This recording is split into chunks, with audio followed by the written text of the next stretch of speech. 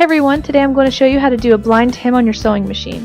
What makes this hem so special is that you can't see it from the right side of the fabric if you do it correctly, which is really nice on professional slacks or skirts because there's no top stitching line like a normal hem would have.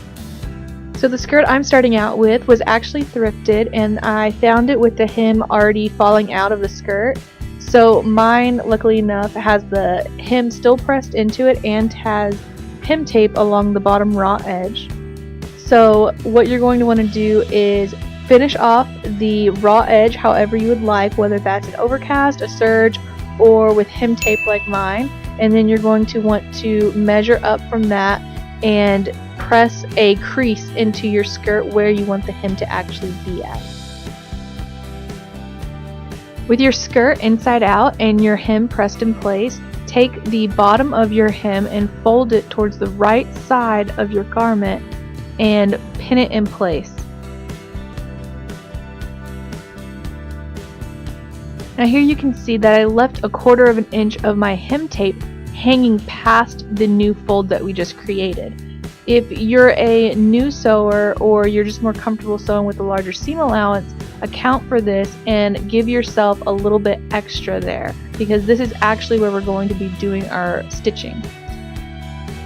Once you've pinned all the way around your skirt, go ahead and give that new fold a nice press. It's going to really help you when you're sewing it if you have a bulkier fabric like I do.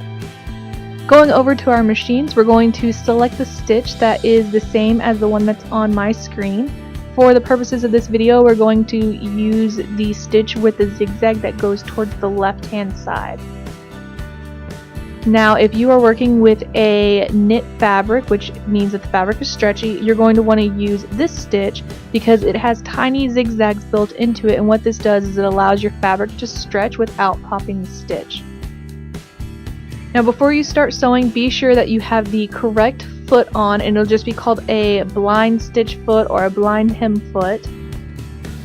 Once you have the correct foot on, you're going to line up the fold of your fabric with this little ridge here that's on the side of your foot, and you can go ahead and start stitching. Now what it's going to do is it's going to do a straight stitch on the overhang that we created earlier, and then it's going to have a little jump and it's going to just catch the fold of your fabric.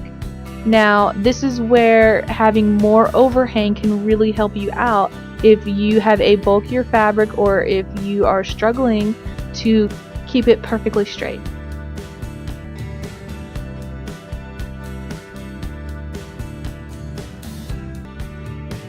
Something else that you can do if you're struggling to catch the fold of your fabric with that little zigzag stitch is to go onto your machine and adjust the width of the stitch, and what this does is it will just make that little zigzag line slightly longer. And here is what your final hem looks like. On the inside you can see all of our work, but on the outside all you can see are these teeny tiny little pricks of thread, and if you use a matching thread color to the garment that you're using, it will blend in completely and you won't see a thing.